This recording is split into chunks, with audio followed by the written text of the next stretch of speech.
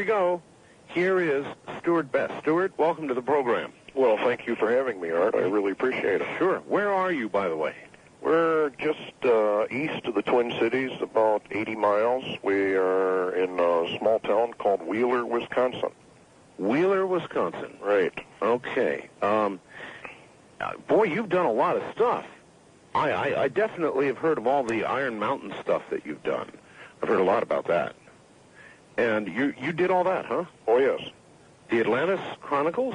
Well, the Atlantis Chronicles was a research video that we did to try and find out the truth about Atlantis and what it was really all about. And it's a very interesting video. That took 4 hours. It's a 4-hour video. 4-hour video. UFOs? That's a 7-hour video. Gateway to Hell? That's part of it. It's UFO's Gateway to Hell, actually, with a question mark. Oh, boy, are we going to talk about that. But, you know, what I first want to talk about is something that we know that occurs, and a million people have sent me articles on this. We have the North Pole and the South Pole. Mm-hmm.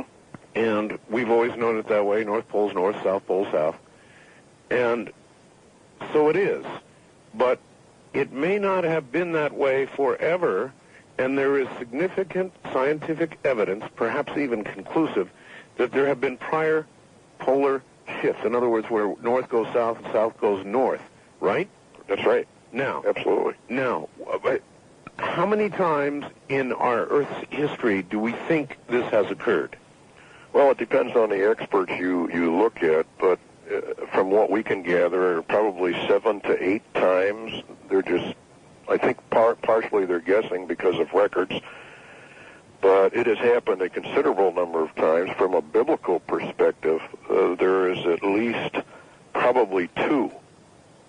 I believe there was one before the creation of Adam and Eve that you'll find in Genesis. And then it appears as though when the time of Noah's flood came, that also may have incorporated at least a partial polar shift, if not a total one. And then a very interesting event occurred in the days of Peleg, which occurred maybe 250 to 300 years after the flood, in which it says the earth was divided, and that would have been a gigantic earthquake, which, according to the ancient records, set up the nations as we know them today. The continents? Did it actually change continental formations? I mean, all right, well, let's get down to it. What do we think occurs? Oh, God, so many questions. First of all, how quick would a polar reversal occur? Well, the actual polar reversal, from what we can gain from the scriptures and from other documents, ancient documents, it occurs very rapidly, usually within a one-day period. So it occurs, when it finally goes, it goes extremely rapidly. A one-day period? Yes. And in one day, the North Pole goes to roughly the South Pole or some new location, and South goes to North? Yes. Okay, if that were to occur, what is our best guess about what would happen? Total destruction. Basically, it would depend on where you were on the Earth's surface at the time the shift occurred, the direction of the shift. Let's say I'm in Nevada. I would think from the prophecies you'd be in a lot of trouble. Well, what do you mean? I think everybody in the United States of America is going to be in a lot of trouble. Because a shift... Define trouble. Destruction. You mean dead? Death. Yes. Well, what would kill us? Well, let me just quote you from Isaiah, for example. Behold, the Lord maketh the earth empty, and maketh it waste, and turneth it upside down, and scattereth abroad the inhabitants thereof.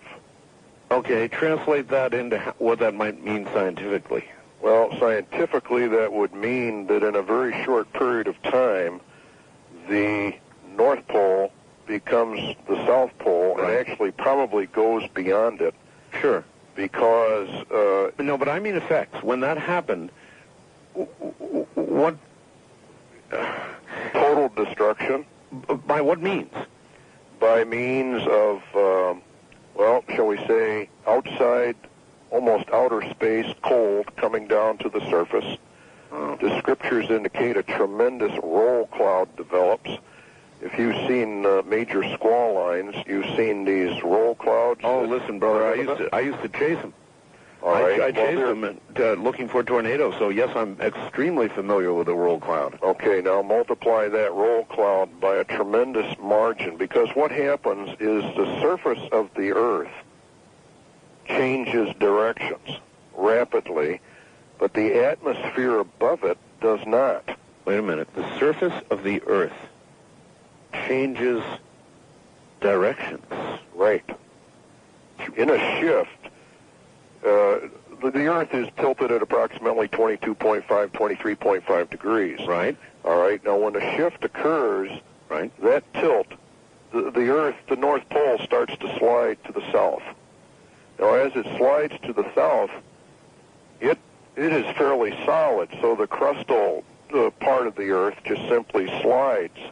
But the Earth, or the atmosphere, does not catch up with it. It doesn't just move with it. Oh, my God. You know, I once had somebody on here talking about polar shift, and he said there would be 800-mile-per-hour winds.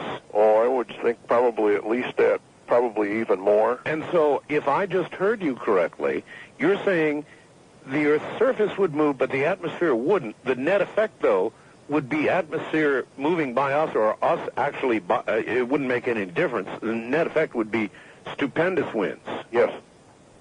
Yes. In fact, the atmosphere would actually begin to roll back as the surface of the Earth accelerates in the shift. Because the atmosphere cannot keep up with it. It begins to roll back, and it creates a huge vacuum area. For the first time, I understand this.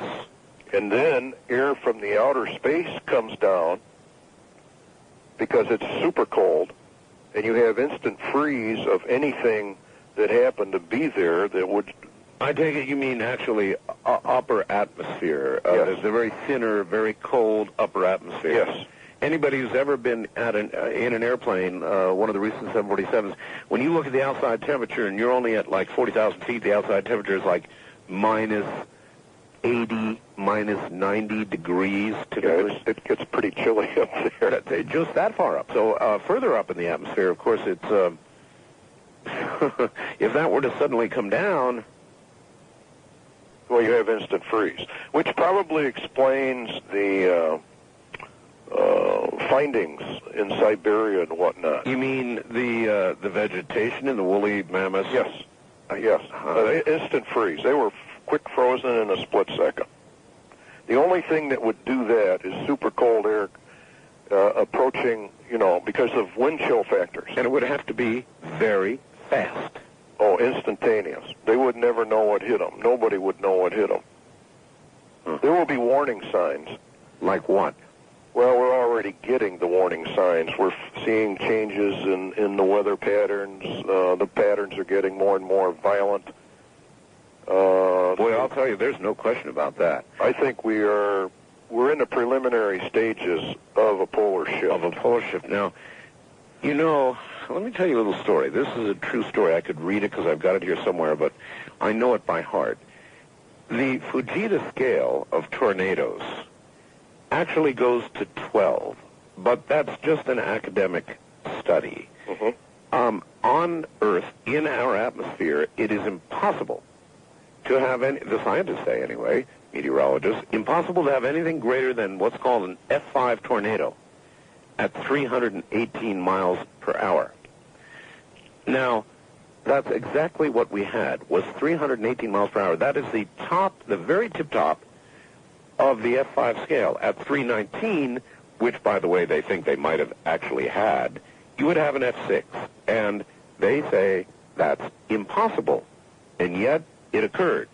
And everybody who's been watching the weather maps knows the horrendous tornado season that we've had. And you're saying this is a harbinger. Yes, absolutely. In fact, it's going to increase tremendously. Then there's one more thing. And I've been dealing with this on my show now for 2 years.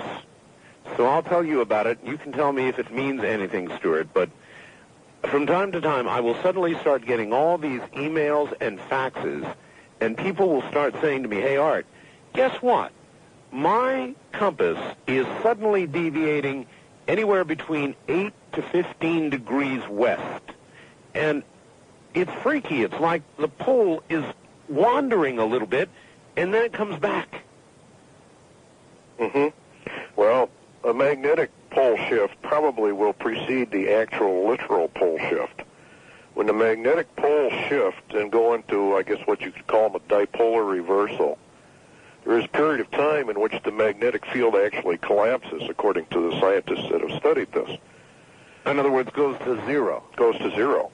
During that time, of course, you have all the lethal rays from the sun, et cetera, your coronal mass ejections and all that.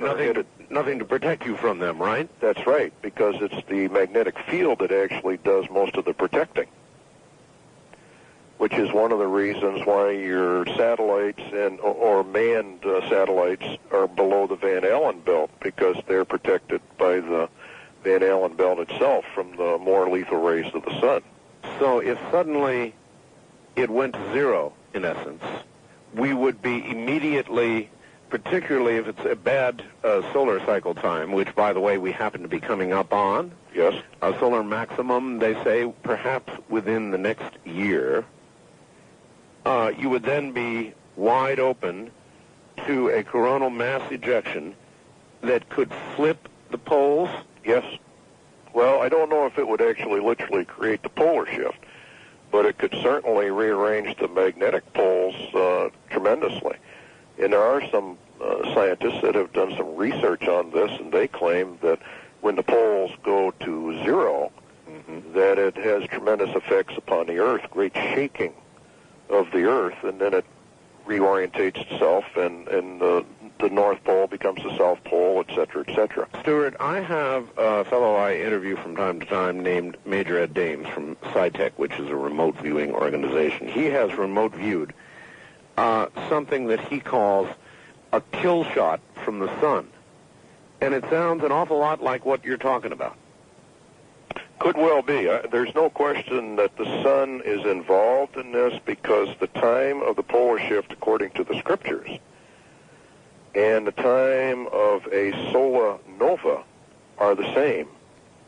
The Bible indicates in the Old Testament that the moon will give off the light of the sun, and the sun will give off 7 times the light it has now. Now, that can only be described as a mini nova. You know, it's interesting you should mention this, because I've been reading these stories just in the last few days about scientists seeing these suns go into this apparent nova condition a lot lately. I mean, they've got all kinds of new information about it, and if other suns can do it, I mean, our sun is not that unusual. That's right. It could do it too, couldn't it? It not only could, according to the prophecies, it will. And actually, the way the Lord worded it, he said the heavens will be shaken, and the powers of the heavens will be shaken. In other words, things sort of go off from their normal course. The book of Enoch says the moon shall change its laws and not be seen for its proper period. Would anybody on Earth live through such an event? Yes, there are survivors. According to the scriptures, there are survivors. Well, not many. How about scientifically? I don't in any way put down the scriptures, and I realize you're coming at this from a Christian perspective, which is fine. But scientifically, if what you suggest occurred, how would anybody live? I think, again, it would depend on your location upon the planet in relationship to the spin of the polar shift itself. In other words, if you were in an area where you were sort of in the pivot area, probably not a whole lot would happen to you. But those on the outside of the shift, you see, would have tremendous damage. Oh, I absolutely do see. In other words, inside you would hardly feel the motion. Outside, you'd be thrown from here to Kalamazoo. Yes. All right, hold on, Stuart. Stuart Best is my guest, and we'll be right back. Before you dismiss what Stuart Best is saying about a polar shift, you better listen closely. From the Seattle Times, Friday, July 25th, 1997, in case you want to check, Dramatic land shift may explain rapid change in creatures. This was by Robert Cook in Newsday. 500 million years ago, continents shifted 90, I repeat 90 degrees, migrating rapidly from polar regions to the tropics and vice versa, in a global upheaval that may help explain the sudden increase in the diversity of creatures on the planet. The new theory is the first to tie together the strange series of global events that occurred during the mysterious time period known as the Cambrian explosion. During that period, apparently all kinds of creatures went away and all kinds of creatures appeared on the face of the Earth.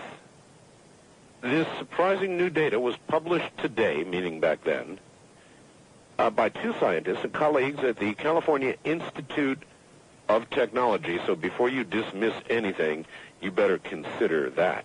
I don't know where Mindspring went. That's what was supposed to be there. Computers. Computers. All right, back to Stuart Best. Stuart, welcome. Well, thank you. Yeah. What I just read you would seem to suggest not only the physical change that you talked about, but apparently a change in the creatures of the Earth. Many gone, many new ones, many evolved. Survivors, to be sure, but a whole different place. Well, of course, if you had a massive rearrangement of the Earth's surface, it would cause tremendous shifting of everything. Animal life, bird life, plant life, and of course, as you know, in a major shift like that, your climates totally change. You go from like polar Arctic conditions to tropical conditions, and there is no question we have enough records, I think, to substantiate and prove right that polar shifts have occurred in the past.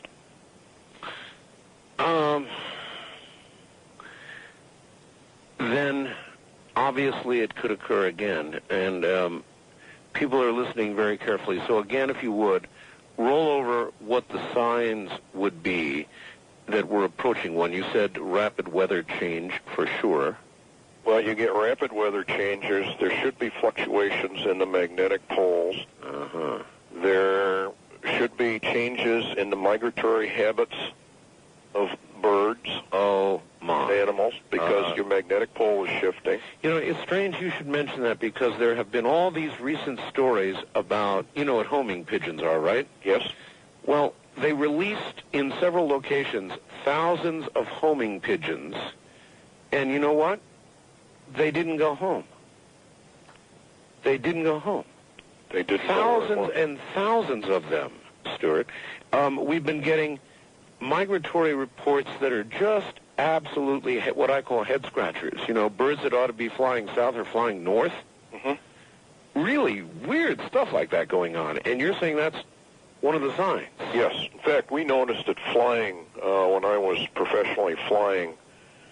Back in the 60s, for example, you could get on top of most squall lines at around 35,000 feet. Yes, sir. But as we approached the 80s, they really got up there. Who did you fly for, and in what kind of planes? Well, we were flying the Gulfstreams, the Falcon jets, the Lockheed Jetstars, that sort of thing. So we were getting up there quite a ways in the atmosphere.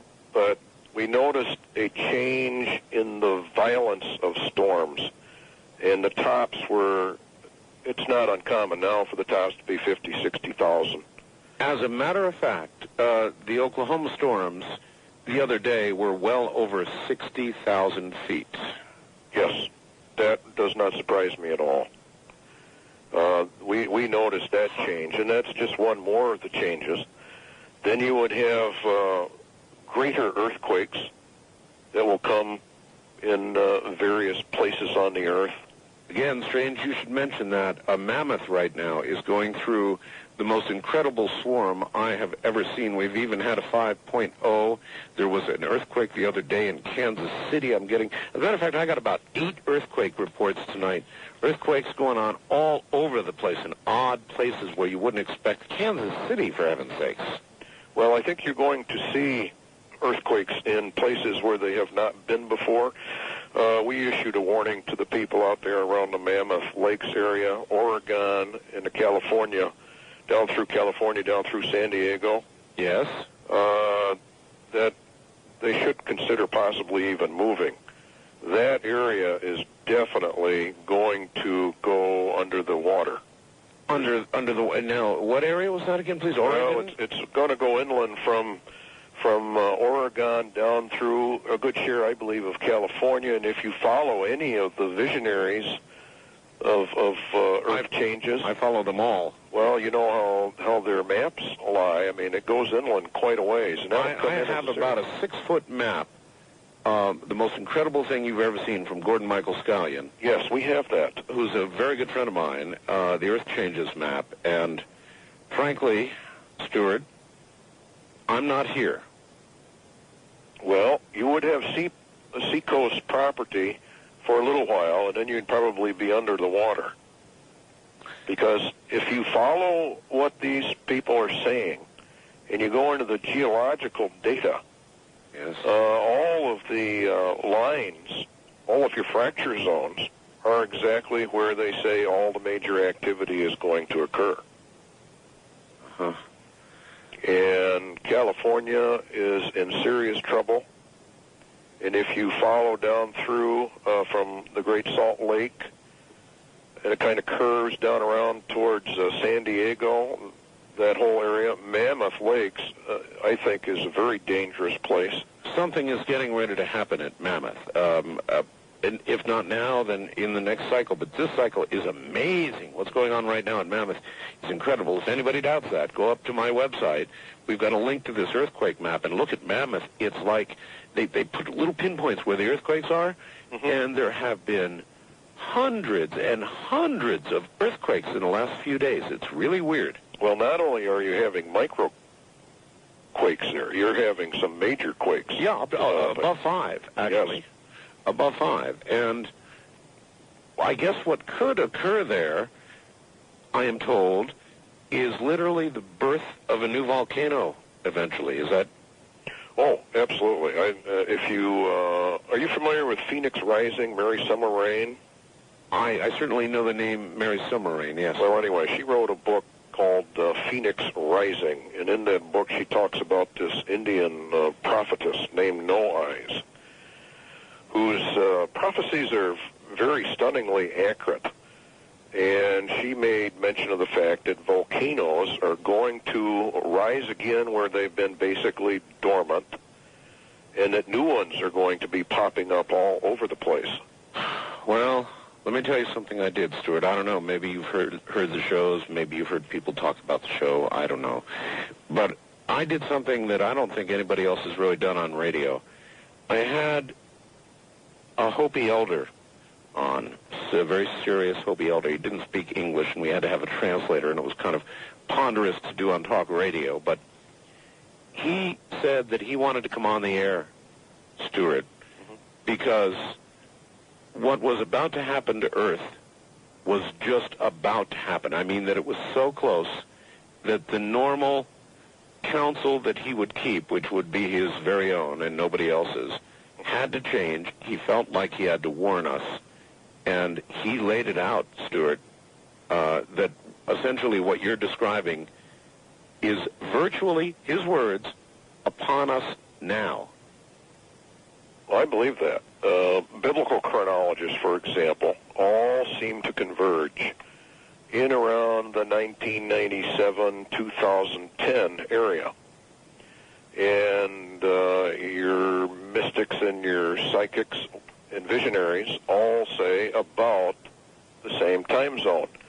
I think a case, for example, places the polar shift, I believe, between 1999 and 2000, somewhere in there. There's a particular unsettling reference in one of the quatrains to the 7th month, which could be interpreted to be July or September, I'm told, of this year.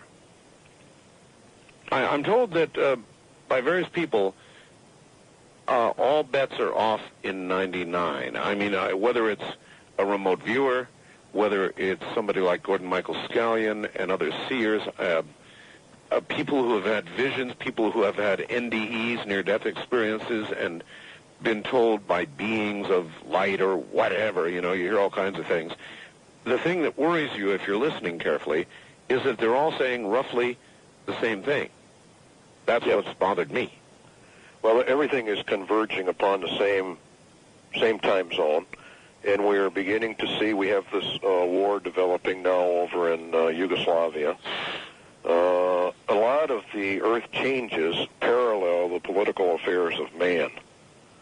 There are many, many people, Stewart, who believe that what's happening in Yugoslavia right now is the ignition of World War III. Well, I believe it is, actually, but I think that part of it will come a little bit later. What we're doing is we're forcing an alliance between Russia, China, India, and all of the Muslim nations there. That's actually going on right now. The Russians have had envoys in China since we bombed their embassy, one of our more brilliant recent moves. And they're getting together, and God only knows what they're talking about. Well, what they're talking about is the destruction of the United States. I can guarantee you that. Yeah, somehow I didn't think they were comparing notes on Siberia. Yeah, and another nation you have to watch is Turkey. Turkey right now is in the Israeli-NATO alliance. Did you know they just gave permission to fly planes out of Turkish bases to bomb in Yugoslavia? Well, I wouldn't doubt it, but I am a little bit suspicious because biblically, Turkey does not align itself with Israel. It is one of the enemies of Israel. So either Turkey is playing games to get military intelligence from both the Israelis and NATO and American equipment, or there is going to be a shift in political leadership there, and it will shift over to a more rabid Islamic coalition than is presently there. So it's easy to see the correlation in what the Bible says will occur. What, Stewart, in the final days? What we call the final days? Yeah, I think everybody calls it the Hopis call it the time of the purification. That's right. Or the cleansing. That's the Bible refers to it as a tribulation period.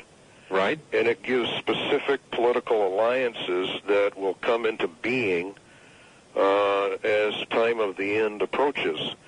The key one being a surprise attack on Damascus by Israel.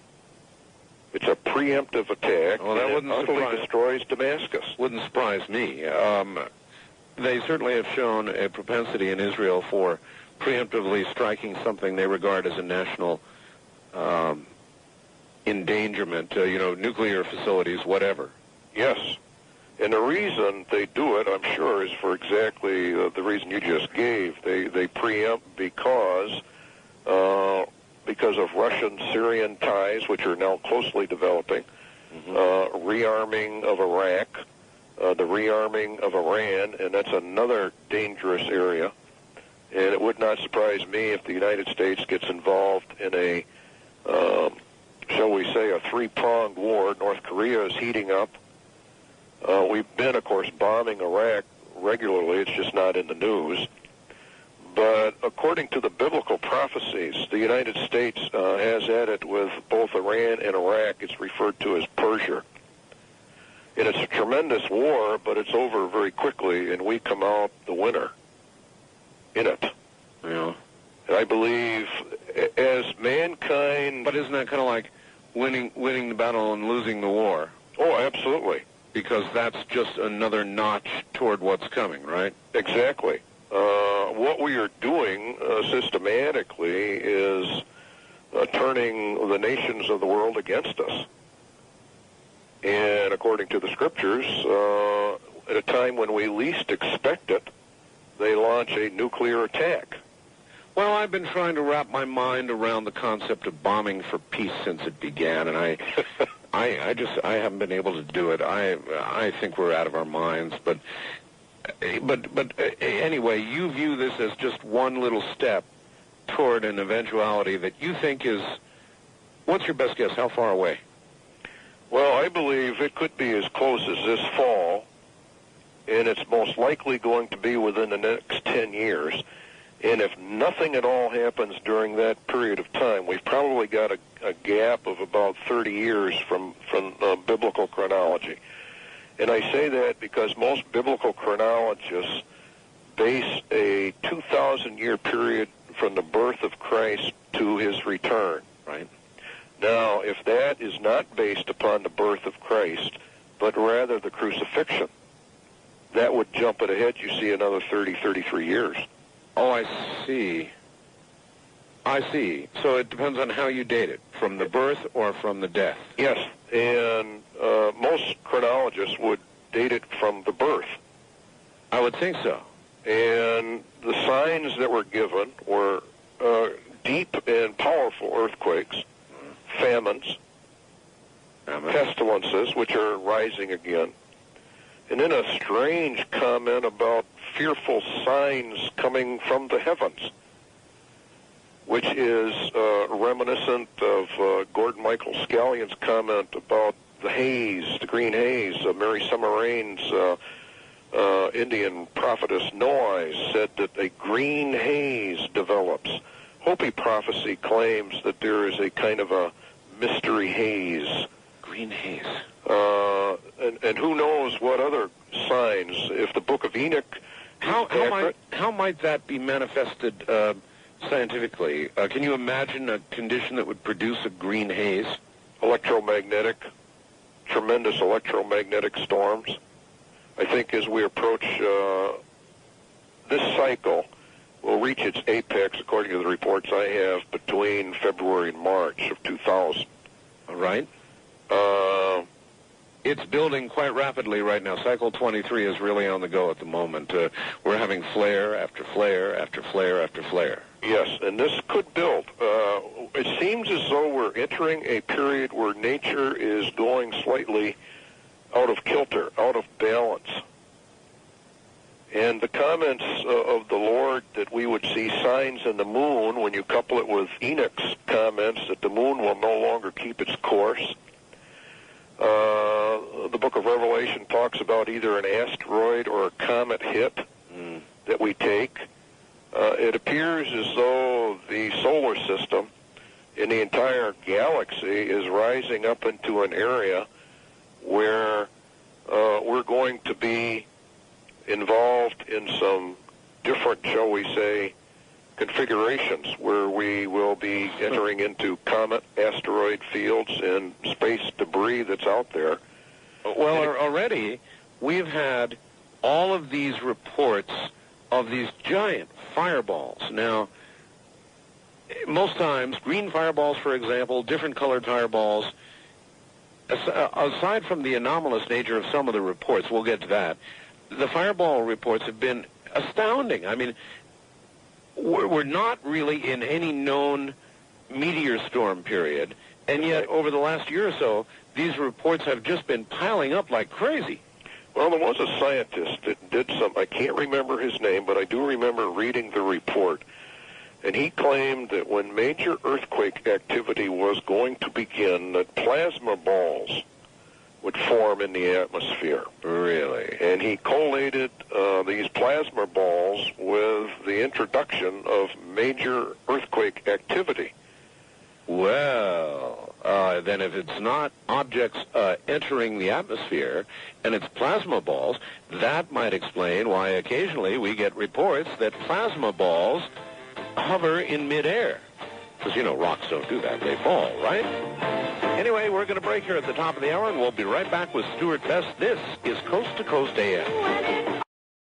Take a ride without even leaving your couch. That's what we're talking about. We were talking about a polar shift and what would happen if that occurred. And you'd take a ride. We'd all take a ride, or most of us anyway. We'll get back to Stewart Best in a moment. Right now, we're going back to Stewart Best, and we're talking about something pretty freaky. It's a pole shift, and I just now got this in from Peter Davenport at the National UFO Reporting Center in Washington. Good evening, Art. and Ramona. He says he knows Ramona. Some interesting sightings over the western U.S. tonight, just in the last couple hours. The first report we received from a woman in San Antonio at about 2400 hours central. She alleges to have seen a prominent orange fireball with a long yellow tail move in level flight. That's underlined, in level flight from her right to left as she faced the southwest. Said it was very strange indeed, could not possibly have been an aircraft, a meteor, or anything else. Then at 22:48 hours Pacific, 12 minutes earlier, a couple had a very interesting sighting of an oval object streaking across the sky in Ventura. No lights, very bizarre in appearance. 3 minutes prior to the latter sighting at 2315 Mountain, a witness allegedly saw a very strange triangular object near the Salt Lake City airport. Also, there were apparently many witnesses to the explosion over northern Wisconsin last Thursday. It was very dramatic, they say. Peter, an explosion over Wisconsin, huh? Well, we heard about it. I didn't actually see it. You heard about it? We did. I sure didn't. What's the deal?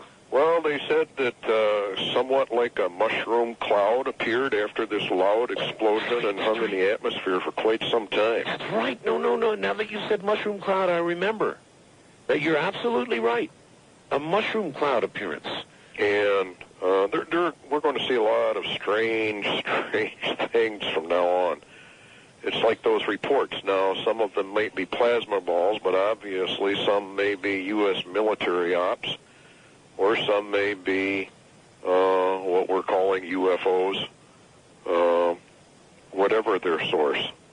Here's one for you. Yesterday, Mount Baker snow, the fall for this year, broke the world's record. I say world's record by 4 inches. The total now is 1,124 inches this year. Yes, Art, the snow is still falling today. Repeating, a world's record in snowfall. Surprise you? Not at all. In fact, a friend of mine lived by Mount Rainier, and he said they have, the geologists up there have grave worries now because of the snow and the way it's operating, that if it breaks loose, there's going to be like 750 feet or 1,000 feet of snow just peel off the mountain and go into the valleys. Cataclysmic. All right. Snow slides. Here is a fax from William in Portland. He says, as I'm listening to the description of the instant freeze and supersonic winds that would result from a polar shift, I think about Bonnie Crystal. Now, she's a lady I had on Fascinating, who is a caver. She goes way down into the earth, as deep as 10,000 feet. He asked, could a person live through such an event as is being described by Stuart Best underground? Again, it would depend, I guess, on where you were. There's no question that there were some survivors in the days of Noah's flood, because in the book of Genesis it talks about the giants, right? And it said that there were giants in the earth in those days and also after that, meaning after the flood. Well, where did they go? Well, if you go into von Daniken's books and all those others, you would only come to the conclusion that some of them went underground and did survive. We're not positive that was a polar shift, but it certainly was catastrophic. And it would depend totally, I guess, upon where you were. I suppose, and there's no real way to predict before an event of this sort, or is there, where the safe places might be? No, there really isn't, because we don't know exactly when the shift is going to take place or how that rotation of the Earth is going to occur. There are some nations that are targeted for destruction. We do know that, at least scripturally speaking. Yeah, let me just guess that we might be one of them. Yes, we are. There's no question about it that America is targeted for destruction. Why? Basically, from the scriptural viewpoint, I think it's because the people, according to God anyway, rejected the scriptures, and they went after everything else instead. Or put a simpler way, behavior. Yes. Yes. And the American people become, how do I say, totally materialistic, totally greedy on an average. Not everybody, well, of course. Good thing that hasn't happened yet, huh? And they start drifting away, and then, according to the scriptures, America takes the lead in forming a very evil, although it's presented as very benevolent, world empire. And I think that's what we're involved in over there in Yugoslavia. NATO has actually gotten out of its boundaries. Boy, do I agree. Has violated its own, constructions there and their charters. NATO, after all, a North American treaty organization, right? Yes. It's supposed to be a defensive organization that was formed during the Cold War to prevent or to coordinate an attack should we be attacked by the Soviet Union, for example. Yes. North Atlantic Treaty Organization. So it is a defensive organization that's now bombing the hell out of Yugoslavia, a sovereign nation. Exactly. And the message that NATO has said to the world is very, very blunt when they released on this NATO 50th anniversary, when they said that from now on that NATO will have excursions beyond their own borders and apply weaponry to any nation that they feel deserves it. And we are demonstrating that presently. Yes.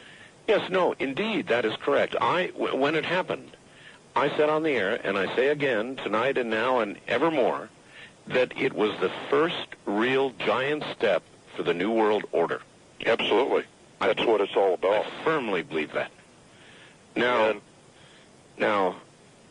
you've done a lot of work in this area. You believe this world order is coming, don't you? Oh, I know it's coming. There's no way we can stop it.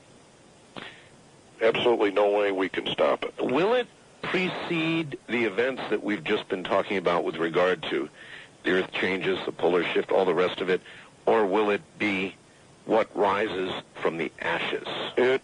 Well, there's two ways of looking at that. I believe that right now we are under judgment. And as the world gets more materialistic and more evil, even though it professes itself to be good, we enter into World War III. And as you were talking about, this could well be the preliminaries of that war. That's where the other ones began. Yes, exactly. And as we progress into World War III, major destruction comes. And then, I believe, phase one of the major shifts in the Earth will begin to take place, and then there's going to be a calm period, a little bit of a calm period, in which the actual New World Order will rise up. In other words, this is just a preliminary. The New World Order, as far as we can figure out prophetically and from everything we can read politically and everything, right, is actually designed to fail, as we are seeing it today. Designed to fail? Yes, the United Nations, as it is right now, doesn't have any army. It has no power to tax, although it's been suggested that it could. And so let's say we have a major war. Well, then the peoples of the world would say, well, if we had given this world government the power it needed, the armies that it needed, et cetera, it might not have happened. Now, I can see that as an after effect, as the hearings are held, no doubt deep underground somewhere. If we had only done the following, well, it would have worked out, but we didn't. And so now the new order of things must be a one world without wars and without strife, and that's right. Many of us believe without a hell of a lot of freedom either.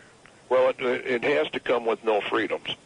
Because if you follow the prophetic field or even some of the seers and the mystics, they all more or less agree that the control of people and the surveillance of people becomes almost unbearable.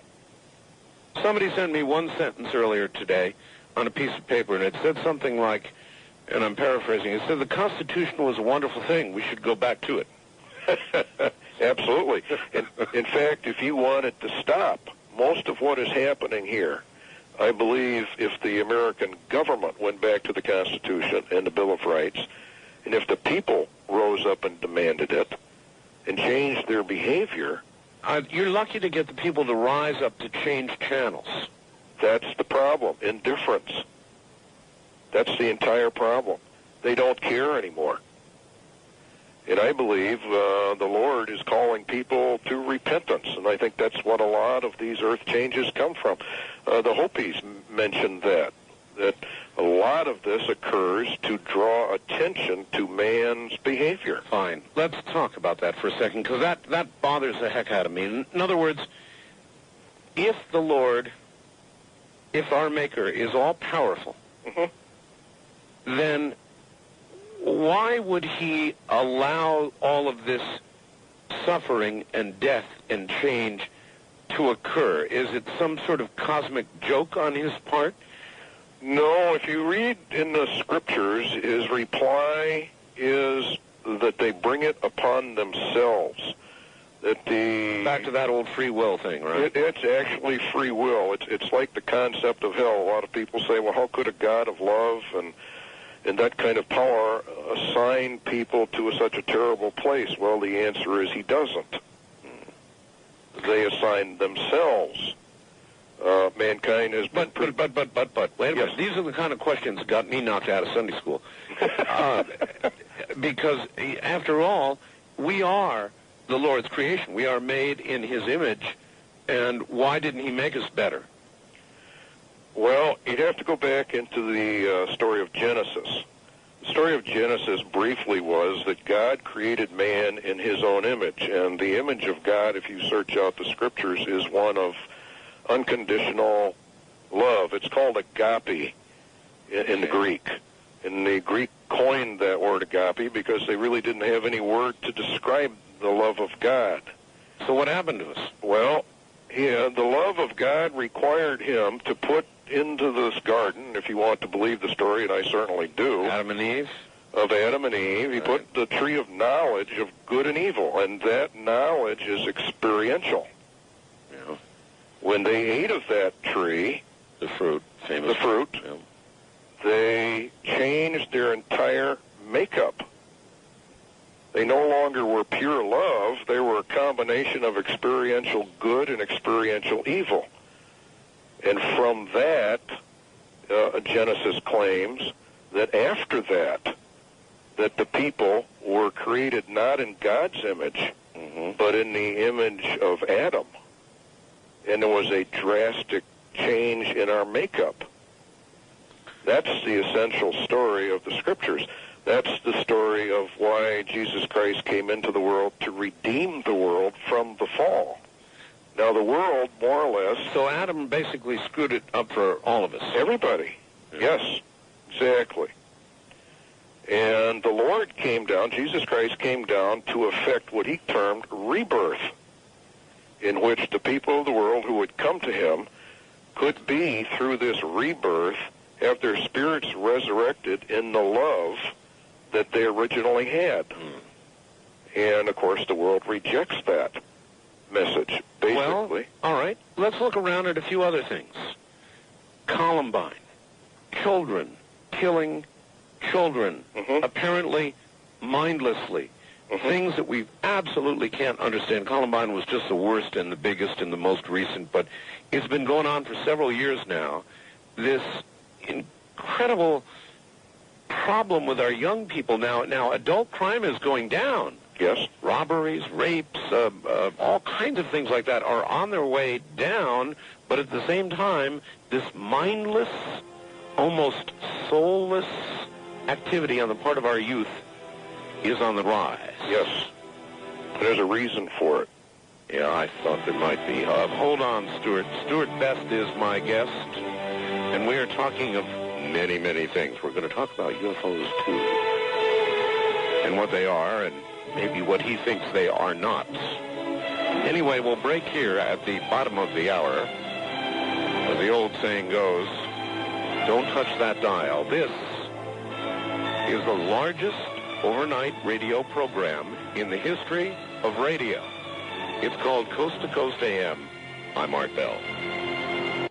Hours we're allotting here. Saturn. According to Yale University astronomer Bradley Schaefer, they are very huge flares. I'm calling them super flares. You start looking at the underlying star, meaning other stars, and his quote, they are really disturbingly similar to our sun. Stuart? Yes. You agree with that, I take it? Absolutely. So all of a sudden the science is really backing up what I know you deep in your heart believe biblically. Is that about right? Yes. There is no question that the scriptures teach that the sun will give off 7 times the light it does now, and the moon will give off the light of the sun. Now, when you really stop and think about that, think about the changes upon Earth that would take place. We would. I can't see how we'd be here if there was, forget 7 times the amount of sun. If we had double the amount of sun we have now, intensity, we wouldn't be here. Well, under normal conditions, that would be true. Now, it's very, very interesting that in the scriptures it talks about the Lord shortening the days to save the elect. Huh. Now, because prophecy is done in specific numbers of days, for example, the tribulation period is supposed to be... That would be GSD, God's saving time. Yes. There are certain specific numbers of days. They cannot be shortened. So in the book of Revelation, it talks about that the sun gives off 1/3 less light, the moon 1/3 less light, and the stars 1/3 less light. Well, that would be just every bit as catastrophic. Well, what that means is that the Earth has changed its rotational speed, and a day is no longer 24 hours. Of course. It's 16 hours. Of course. I'm with you. All right. I just briefly want to come back to what I said. I mentioned Columbine, horrible thing. Yes. But it was just the most recent. There's been a rash of, and now since, of course, they've found kids planning to blow up their schools and their parents and kill classmates and all the rest of this unbelievable crap going on. A sign of another sign, I take it. Well, I believe it is a sign, but it's a sign of the moral order of the schools. If you go into the educational process, and I've read some books on this, and I assume that they're telling me the truth, and that can be a dangerous word. Yeah. But in these books, they talk about, for example, the children being taught death education. For example, in that they're made to lay down in open graves. They're made to write their own obituaries. What? Yes, this is going on, and it's going on all over. Why? Well, it's to separate the children from the parents. The teachers actually, and I don't know as they know that they're doing it, some of them definitely know it, that they're teaching the kids that the parents are archaic, their values are archaic, and, you know, we are into this new paradigm shift, and they have what they call values clarification courses, which to you and I would be no values at all. And these kids are being stripped of their very souls and their very spirits by this method. And it doesn't surprise me at all. I've really got to tell you that there was a time when I would have just tossed this kind of verbiage away, but you know what? You said soulless, and a lot of activity going on with our youth, to me, seems soulless. It is. I mean, literally, without soul, without regard for human life, without soul. I mean, sort of blank-eyed, different beings. Well, they are. The scriptures call it a seared consciousness. They don't have any conscience. But I don't think you can blame the children. I think it goes into media, it goes into their schooling, it goes into the churches failing to instill moral ethics. I mean, we've got all kinds of problems within the churches. They're almost as bad now as what they would term the heathen. In fact, I would have to almost say the heathen probably act better than a lot of the people within the church. Ooh. And we have all kinds of problems that have developed, and it really is exactly what the scriptures say it is. All right, a couple of calls. I want to take some calls, and then I want to ask you about UFOs. We've got a path to go down there for sure. Wildcard line, you're on the air with Stewart Best. Hello. Yes, hello. Hi, where are you, sir? This is Jim in Hawaii. Hi, Jim. Well, I just want to thank you, sir, for having Stewart on tonight. Sure. This is such an important message for the world and for our nation. I myself, too, am a Christian. I've been a missionary overseas for quite some time. I'm back in the States now. But it's appalling to me what's happening in America now. It's shocking to everyone, of course, but we must realize we're in troublous times. And I'm sure Stewart would agree with me, too. As the dear book talks about, Satan himself has been cast down to this earth, along with a third of the angels, which rebelled against God and his plan. So there's, we've got our cards stacked against us. We've got all hell breaking loose here. That's what. And, of course, breaking loose. Satan's plan is to destroy God's creation and the plan that he had. But, of course, he will fail in the end. We just have to keep going and do our best. Not before a bunch of us go sailing off. All right, sir. Thank you very much. I take it you agree with that, certainly. Oh, yes. You've got something here called UFOs, Gateway to Hell. Yes. Now, what exactly do you mean by that? We are inundated now with UFOs. Stuart, I've got to be honest with you. Mm-hmm. I saw one myself. I didn't see a light in the sky. I didn't see a vaguely, fuzzy object. What I saw came above my head. Mm-hmm. It blanked out the stars and the moon. It was gigantic. It was triangular. It was silent. And it was moving. It was not flying. It was not in aerodynamic flight, Stuart.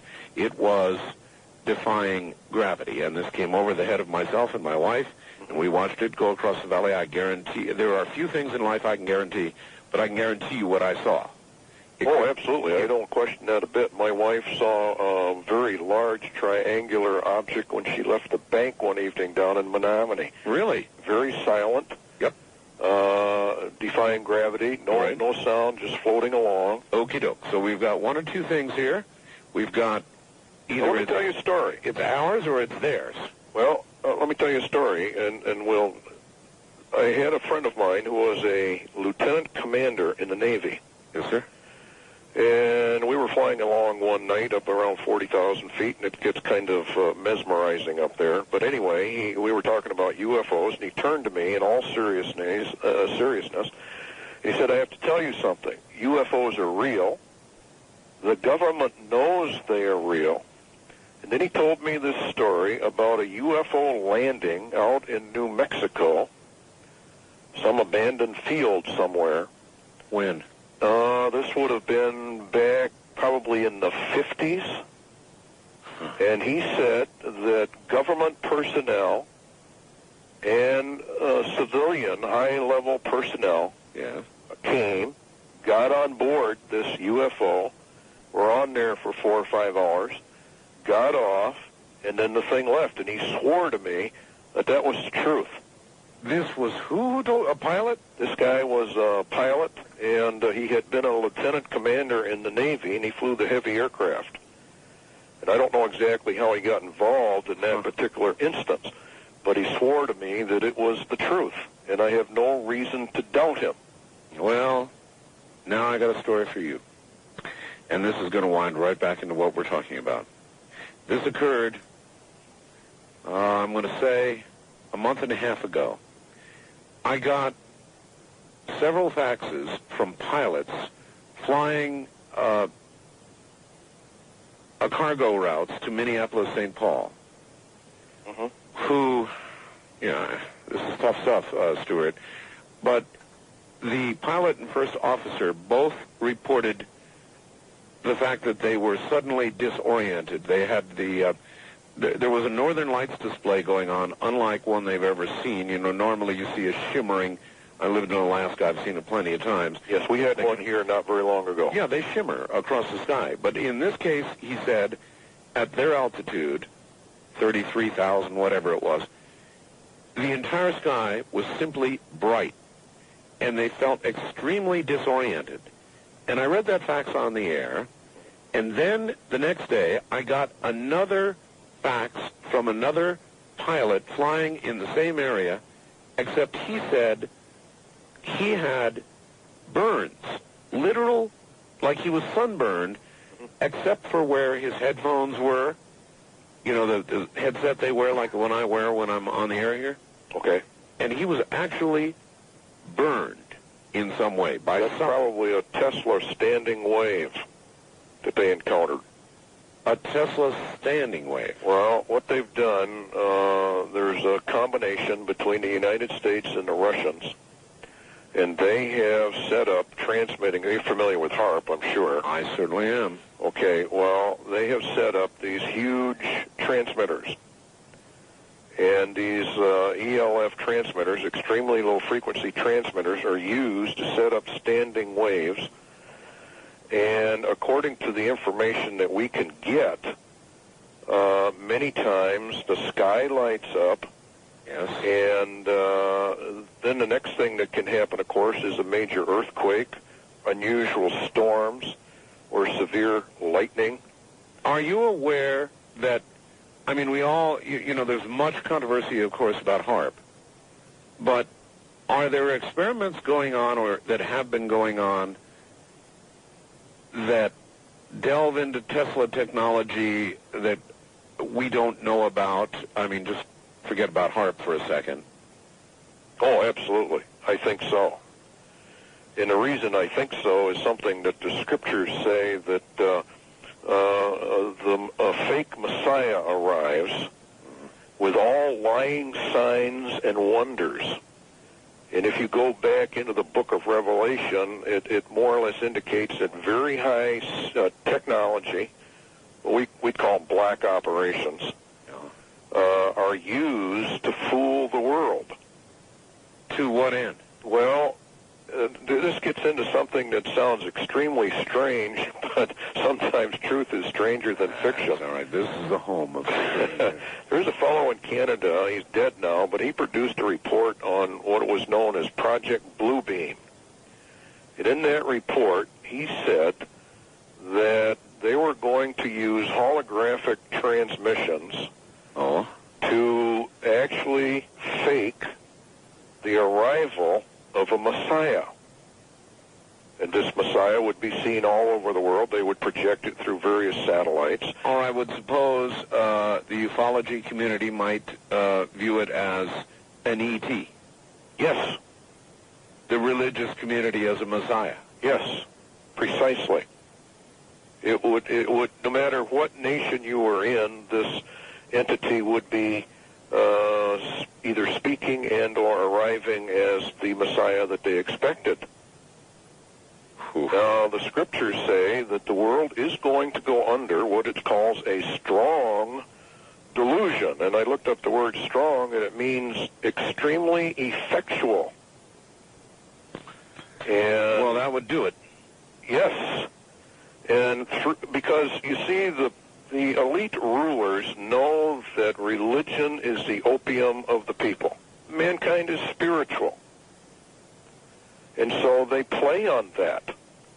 And by that method, they could set up a fake Messiah. I admit I'm no different. I am not a strict Christian, not even a very good Christian, maybe not even a Christian at all. But I believe in a creator, and believe me, if a Messiah arrived, I'm being honest with you, I'm sure I'd be taken in. You know, if the Messiah appeared real, if it really did seem like the return of our Lord, I'd be taken in. Well, you see, it gets very interesting because now you're moving into the UFO area. Well, maybe I am. Hold, let's try one more before the top of the hour. East of the Rockies, you're on the air with Stuart Best. Hi. Hello. Hello. Where are you? I'm in Atoka, Oklahoma. Okay. My name is Carl. I would like to speak about the polar shift for a couple of questions. Go. Yes. And also some comments on the UFO and the UFO agenda. Well, we'll get as much as we can in. Okay. In the polar shift, they take place at no specific time limits or time frames. They are caused by a desynchronization of the Earth's off-center core with the Moon's orbital gravity grasp upon it. During that process, when it desynchronizes, the Earth's internal heat and gravity generation shuts down. At that point, the Moon moves to a far distance away from the Earth as the Earth's gravity collapses. The atmosphere immediately expands and flash freezes the whole Earth. Well, wouldn't the Moon suddenly just leave its present orbit and either become erratic or leave altogether? No, it just moves out as the Earth's gravity collapses. But if we have no gravity, then what keeps the Moon? We have a weaker residual gravity of the Earth's matter makeup. Okay, I see. So that doesn't collapse. But that's what kills all the land creatures. Gotcha. Your theory, sir, is a little different than the traditional one about polar shifts. What causes them? But it sounds like you're saying the effect's about the same. Yeah. As the Moon moves out to its farthest distance, the Moon itself turns over, and then when it comes back in, as the Earth's off-center core dissipates and